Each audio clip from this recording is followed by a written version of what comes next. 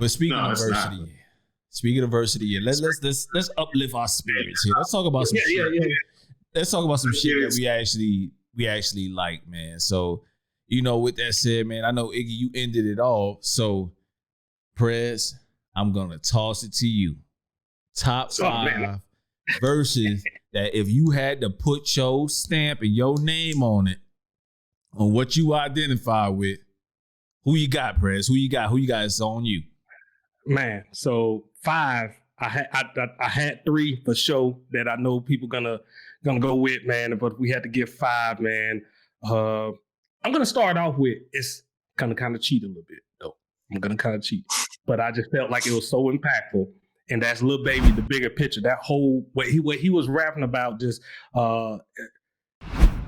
I didn't really expect that much from Lil Baby and giving him that type of content from what he's used to doing. Like, even though he was giving us pockets in his album about it, but him to just put it together like that, The Bigger Picture, and just hitting in the moment, so potent and direct with his message, man, I'm gonna have to throw that song up in there as like number 5. And then I'm gonna say number 4 would be Soo Surf, Nana Crib, and I think that was the one that was featuring Mozzie and G Herbo. Was it G Herbo? Yeah, G Herbo. Yeah, man. And the way Soo came in on that, I know you like, hey, battle rapper or whatever, all y'all want to say, man. But if you missed his last project, you missed something. And if you didn't catch it on this, man, I tell you, go listen to that. 3 projects. Yeah. Yeah. I forgot the one he got mixed with Mozzie too. Like, that's a good one. But yeah, man, like Soo, just like he can do it on that stage in front of somebody else calling him out. When he get up in that booth, he's a different beast, man. He came with it. He put it together, man. That Nana Crib, like so Soo Surf first. Now my next 3, all one person, and he just came with it on each one of these. And I know some people gonna say like, hey, he didn't really like have any true body of work that was his own, but when he come through with a feature, man, he kills it every time, and that's Pusha T. Pusha T solidified his top portion on there, and the first one was No Explanation. With that was on the light pack with Joey Badass. Man, get your count right. We can talk numbers, single file, add up my digits to the next summer. Man, like when he was hitting on all this, like, man, like you don't want to give it to Pusha because everybody say he's painted into that corner. He's that coke rap, but he does it so damn well. And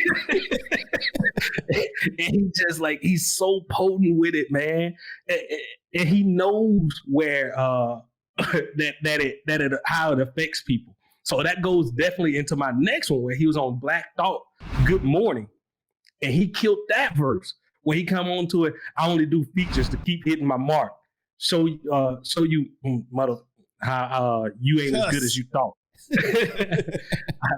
I ain't gonna like yeah. But yeah, that one just once again, he know that he only doing features this year. But he's going to leave his mark on everything that he drops. He's going to make sure that his name still reign in 2020 without dropping an album. And like, that's what you want. You want somebody to elevate every track they get on like that. And that's, once again, he did it again. And this is one that I don't think many people listen at. If you don't listen at the Vet albums, the next one coming up, my number 1 was Hunting Season with Jada Kiss. That was on Jada Kiss Ignatius album. And man, Pusha just murked that whole verse that he was on that, man. Go listen at it. I ain't was gonna quote nothing from it. I won't do it justice. You need to hear Pusha as the first person hearing those lines when it come off of it. Go listen at that. I'm telling you, if you just went through it and you don't remember it, you need to go back and really listen. Beat may be like a little bit off for you, but listen at the words this man's saying. We talking about the verse and quality of that verse, and man, he killed that thing, man. So Pusha T got your top 3. He got the top 3. He got the top 3. The greatest rapper with the least sold, no repos. That's a taste of what he said up in there. And then, like, it's so much more I could go into, man. But I'm telling you, if you don't remember that, I need you to go back and listen at that, and you hear it from that man's mouth, and then you come back and tell me, nah, that didn't have no punch to it. Let me go ahead and that didn't touch the Joey Badass one, because I didn't have it. So we doing a playlist, right? Should I announce? Yeah, for sure. So we doing our announce it. Go ahead, you got it. Yeah, so I was gonna say, like, so everybody listening, we are doing a playlist based around the picks today. So make sure y'all tune in. I guess we're gonna do it on all the platforms. Yeah, we're gonna drop it in the notes, whether it's on YouTube or Spotify, Apple, wherever. We're just gonna send a link. So I don't know if y'all Apple. We're gonna just do 2. So we're gonna do one for Apple, one for Spotify or Tidal. We'll have 2 for each. So I know you don't have black on Tidal. But yeah, we'll have at least 2 selections for you. You know what I mean? Hopefully you use those streaming services, and that's where we're gonna stop. If y'all listen at this right now for hip hop and rap and R&B, and y'all ain't supporting Jay-Z and his ventures and going forward, everything that he's pushing out, to the documentaries that he had on Meek Mill, to him taking over the NFL halftime show for the Super Bowl and putting us back out on the stage, to him, and this right here, giving us a platform where we get more of the revenue or a bigger portion, where the artists get a bigger split and stuff like this. I don't know the true numbers. I may be lying up in here. The lawyers may give me, I ain't never been offered no contract. But it looks that way from my point of view. Go support Jay-Z and Tidal. Gonna definitely always support him and Bay, man. So. Yeah, for sure. But who's up next, fellas? What's up next? It's on you. So, is it me or Cash for the verse? Whichever one. Verse of the year. Okay, I'll go last. It's cool. You got it, Iggy. Okay, yeah. So my 5th verse of the year was "Pinned to the Cross" with Rick Ross. Ross had an excellent year this year, but that song itself, lyrically, was his best. He's talking about a lot of real shit on there. And it's when Ross getting his like luxurious like bag, but he on like an upper level type shit. Like, you know how he be on that, like rapping about that high life shit. But he incorporated some conscious shit in it. So it was dope to hear. And Ross had a good year. I mean, he had some great features. He's I mean, if we did a Feature King great rating this year, I think he would be in my top 5 of that for sure, because he had a great year as far as verses. But that was my favorite verse of him. My 4th verse is War Paint, Conway's verse. That was the first verse from Conway that I can outright say he got Benny, no doubt, no question. That's the better verse. And that was on Benny's album, right? Conway's flow. Huh? That was on Benny's album, correct? War Paint. Yeah, it was on Benny's album, right? Okay. Yeah, it was. Yeah, and man, he Conway's flow is starting to get a level that I didn't really see coming, because he kind of mixed it up this year. And can we talk about Conway real quick, briefly? Can we go off tangent? Yeah, go ahead. Yeah, I was thinking the same thing from the aspect of like, yo, I feel like Westside and Benny started to get a lot of this shine, and I feel like he was backed into a corner this year, like, because you know what I'm saying. And I feel like the projects he put out this year, Lulu, From a King to a God, like, man. And then he had another one that he put out. I forget what's the name of it, but then his features as well. Like, he was on everybody's shit. Any top album where you thought he was even on Juicy J album. Did y'all hear how he was spitting on Juicy J album? Yeah, he commented on it. Yeah. So, yeah, man, I ain't mean to hijack it, but like, I'm just saying, like, he coming. Yeah, for sure. So yeah, that was my 4. My 3rd. So Benny's on here twice. I'm cheating on this. Sly Green off Burden of Proof.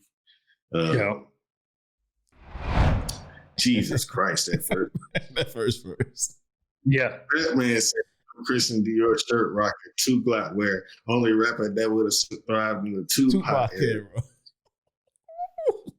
Good Lord. Oh man. So you gonna make me go. Yeah. I'm gonna go all 5 Benny.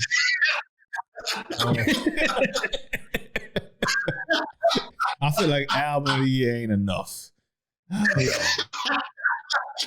Oh man. That fast on there, Brad. So like that's my third. Let's see. Second, I Can Make It Rhapsody on Reasons album, The Beginnings. That bro, probably the best flow of the year to me. She floated. You want somebody to float on beat and hit that shit crisp with like bars that make you be like, oh, like she floated. She was in on pocket there. For sure. Oh my God. You talk about rappers. That's what I'm saying. I'm tired of this. She the best female rapper. Let's talk about when you at your working at your peak, man. That's it. That's it. I know exactly what you're talking about. So she just floated on that, and I'm like, I gotta get. There's no way. And I kept going back to that record all year, and it was strictly to hear her spit. And she also had a good year. 12 rounds was a good song from her too. But yeah, so that's my second. And then my first, I'm cheating. I'm giving it to Benny and Freddy on Frank Lucas. Oh yeah, that was nice. I can't. They just phenomenal. You know what? I think that verse may be one of the top reasons why Freddy Gibbs is nominated for a Grammy. If you were to ask me on the street, Freddy Gibbs is a Grammy nominated artist. Why do you think? Go listen to Frank Lucas and then. I don't disagree. Bruh, them niggas went in on there. And it's just Benny at his top level. That was just a top level bar song, like number one. So those are my verses, or verse of the year category, top 5. Y'all go check those out, man. I'm excited about doing this playlist. We could throw those in there so people. Sure, man. Threw more powder in the air than LeBron. King Push is hunting season. 1 billion streams versus 1 billion fiends. Now we even. Come on, man. I'm telling y'all missing out on what King Push. Y'all ain't paying attention. But I'll let you have streams versus 1 billion fiends. That boy cold. Man. He find a way to do it every single time. I think I know I said I wasn't gonna quote, but I gotta remind y'all like why. Like it wasn't just nothing that I was just throwing out there. Like, oh man, that's crazy. All right, man. Am I up? Yeah, you up. It's on you. So at number 5, I got my man Royce the 5'9" off the Allegory. The song is called "Fubu," For Us By Us. Man, he snapped. He went the hell off. Like Conway came on again with a different flow, and I was like, okay, damn, Conway's in his bag. And then Royce come in and overdid it, like to the point of where he's like, come on, Royce, come on, you ain't playing fair. But he ate that track alive. At number 4, I got Freddy Gibbs with 500 ounces off of Westside Gunn's album. So that's a tough verse. It's a tough verse. At number 3, this is a dude that he like a unicorn. He like the Andre 3000 of our time. He just peek his head out every now and then and let y'all know I'm still doing this shit. So it's TDE's own AbSoul with Danger Rule, Kappa Freestyle. Man. That second, when the beat switch, that's what I want you to go listen to. Even the first verse, hard as hell. But when that beat switch, yeah, when he gave all praise, gave it up to Malcolm McCormick, as y'all should already know who I'm talking about. And then he continued to rest in peace. He continued to go off, and AbSoul does what AbSoul does, man. At number 3, I'm sorry. I'm just gonna go with what I actually like, man. 21 Savage, man. 21 Savage. Which one? It's off G Herbo's latest album, man. He's the second verse on it. The name of the song is, hold on, By Any Means. You know, I'm sorry. 21 Savage went the hell off. G Herbo getting mentioned on this podcast. That's we can get to more G Herbo. We're gonna get into some G Herbo, but yeah, that 21 Savage verse off that was cold blooded. And then number one, I could pick anything from Benny, right? I could pick anything from Benny. I struggle with going with Famous when he was talking about fucking with a bougie bitch or the chick in the projects. That line hit hard for me. You know what I'm saying? But it's gonna have to be the joint that he did with his Black Soprano fam, which is called It's Over. So that last verse on It's Over, I agree. The entire joint. I played that song over and over again. So much so that it was probably like number 6 or it was in the top 10 of my title list of songs that I returned to because I played that damn verse out, bro. Like, so Benny's at number 1 with verse of the year for It's Over with his project with his Black Soprano family. It's hosted by DJ Drama, and the name of it is called The Respected Sopranos. Hey, if we listen, 2 things. One, I had that as like there was a title for mixtape of the year, then that would have been mixtape of the year. I don't know if that's still a thing, but and then on top of that, Quarantine, that verse was in my consideration as well. I'm like, because everybody's Quarantine for Lil Baby as the quarantine song of the year, like, so which it was at the time, but then when Benny came out with Quarantine on there, I was like, that man snapped.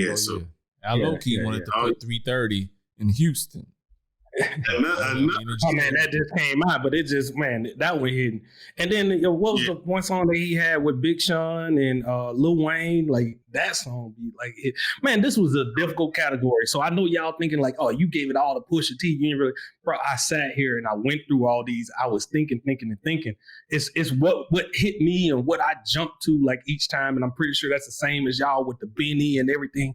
It's what really hits you in that little feel that you're gonna actually like, man. There's so much every time, how many times you hear, you just go that that, like you said, that stank face every time. It's just like, man. But there you have it. If you have something that you think we missed, go ahead and put it down below in the comments. If you want to disrespect any one of these other people that's not me and tell them that they was wrong, go ahead.